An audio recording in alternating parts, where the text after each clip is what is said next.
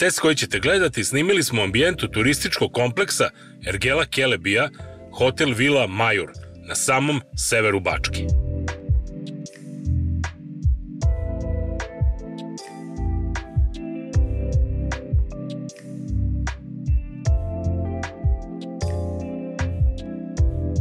Dugme za muziku.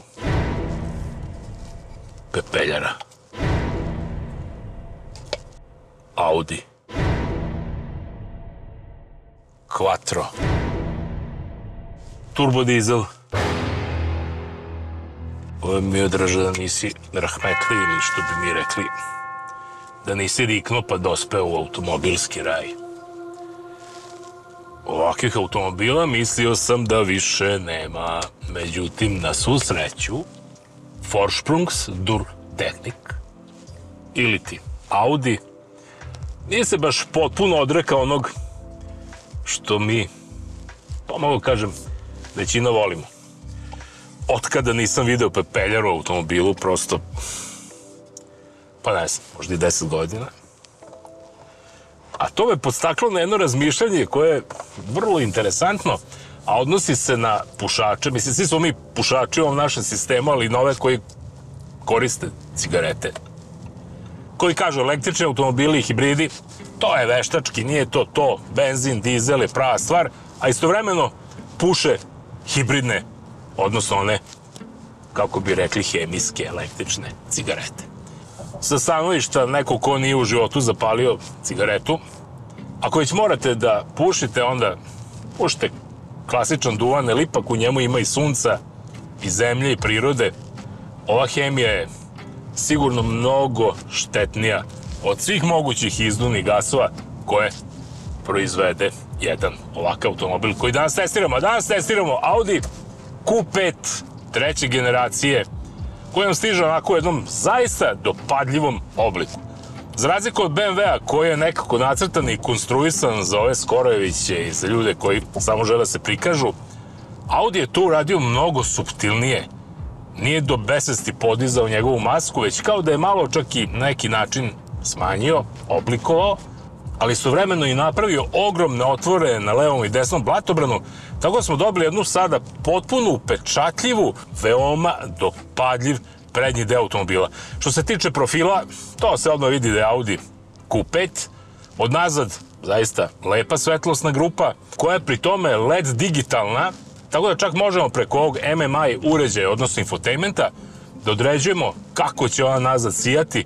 Prilike, kad vam je neko jako dosadan, vi mu pokažete s tim svetlima šta mislite o njemu.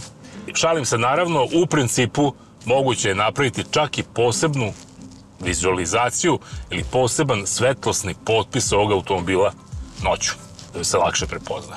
Audi kao uvijek je jedna mešavina BMW-a i Mercedesa i koju sam ja voleo upravo zbog toga, jer na neki način dobijemo onaj automobilski život, ali istovremeno jednu eleganciju i prestiž i udobnost pravog premium brenda.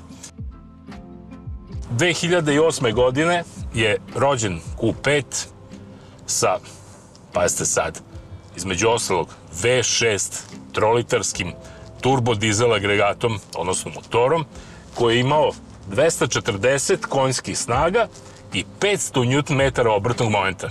Danas je situacija potpuno drugačija.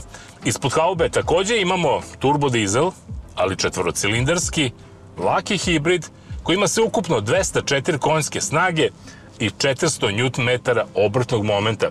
Od te 204 konjske snage, otprilike 10% otpada na električni motor, dakle nekih 24 konjske snage su u električnom motoru, koji nam služi i tekako dobro u ovoj karoseriji, teško je oko 2100 kg, jer potpuno jasno da 200 onih pravih dizel, pa neka je to i turbo dizel konjskih snaga, ne mogu biti dovoljni da agilno i agresivno pokreću ovako težak automobil. Upravo ta električna energija, tu uvijek kažem, ali ajde da ponovim, je jako korisna na startu, jer ona da momentalno visoki obrtni moment, koji nam služi kako bi automobil lakše krenuo, ali istovremeno nam služi i za preticanja i takođe da automobil bude ekonomičniji.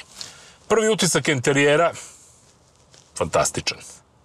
panoramski ekrani, zapravo da imamo 3 ekrana, instrument tabla nam je 10,4 inčni digitalizovani ekran, onda imamo ekran infotainmenta koji je 14,5 inča i na kraju, naravno uz doplatu, čak i suvozač može da ima svoj monitor za animaciju koji je takođe 10,4 inča i ono što je vrlo bitno reći da i ovaj monitor suvozački ima mogućnost navigacije, pa je čak moguće recimo da se i navigacija odvoji, da vozač gleda gde vozi i gde će da ide, a da suvozač planira već neka dalje putovanja. To bi kod mene, Lidije, bilo odlično, onda bi ona mogla stvarno sve to da isplanira onako potrebno. Samo malo da se vratim na dizajn. Rekao sam da je BMW napravio dizajn za Skorojeviće, da je Audi napravio jedan zaista ozbiljan i dopadljiv dizajn, a Mercedes sada sprema potpuno novi dizajn svojih novih 14 modela koji dolaze iduće godine. Lidija je bila na toj prezentaciji, ali mora još mesec dana da ćuti, ne sme ni jednu reč da kaže kako će izgledati nova linija dizajna Mercedesa. Možete misliti kako je, samo što nije.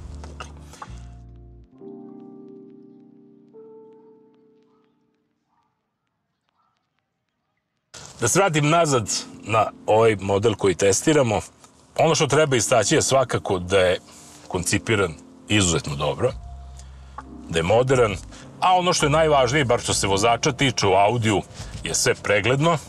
Nekako je sve to na dohvat ruke, ne treba se mnogo zamarati da bi se upoznavao auto. Infotainment je veoma jednostavan, dakle vrlo lako se sa njime rukovodi i to je ono što je sad u ovom trenutku možda i najznačajnije za prosečnog vozača, a to je da bez opterećenja vozi ovako težak, pa mogu da kažem i skup automobila, o tome ćemo nešto na kraju.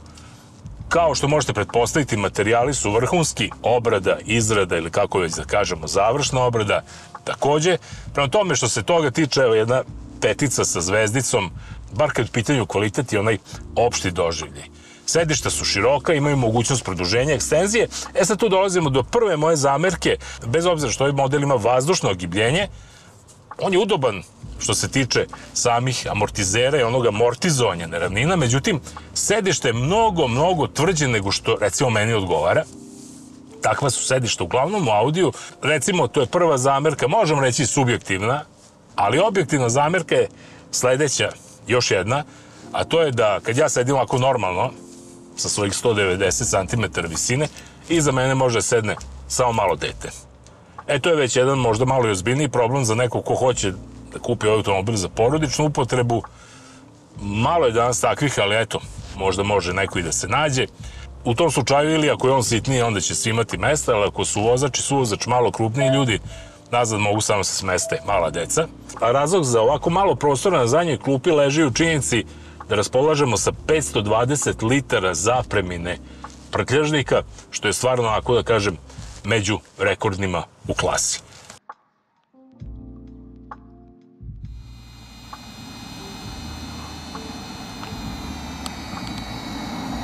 Sad da se vratimo malo na tehnologiju. Rekli smo četvorocilindarski, turbodizel, laki hibridni motor koji je uparen već sa tradicionalnim sedmostepenim S-Tronic Audijevim menjačem i ono što posebno treba istaknuti, a to je njegovim veličanstvom Quattro tehnologijom.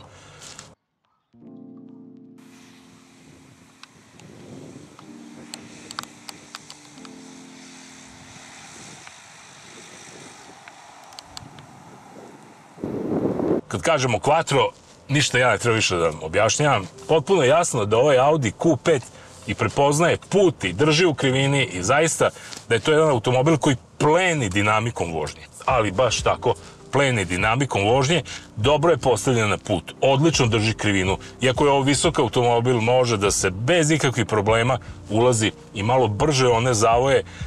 Prosto će nam proraditi adrenalin, ali će automobil ležati kao u šinama i to je stvar koja uliva poverenje svakom vozaču. Ta kombinacija udobnosti i dinamike vožnje, Audi je u tome neprikosoven. Sad u sve ovo što sam do sada rekao, još da napomenem da do stotke stiže za 7,4 sekunde, da je maksimalna brzina 226 km na sat i da ova 4,71 metar dugačka karoserija može da povuče prikolicu koja ima sistem za kočenje težine do 2400 kg. Dakle, uz Božju pomoć, jer da, ovakav automobil je jedan lep glisar i čamac, pa put pod noge, odnosno potočkuje na neko more.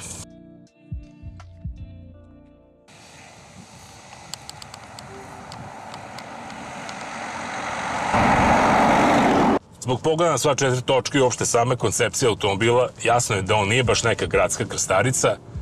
Pun krug okreta pravi za nekih 12 metara, što je prilično mnogo u današnje vreme i ovim našim tesnim ulicama, ali ako je za utehu, po gradu ćete se onda sa novim Q5 voziti udobno i ono što je najvažnije, ekonomično. Kao i svi moderni pogoni, i ovaj u gradskim uslovima troši najmanje.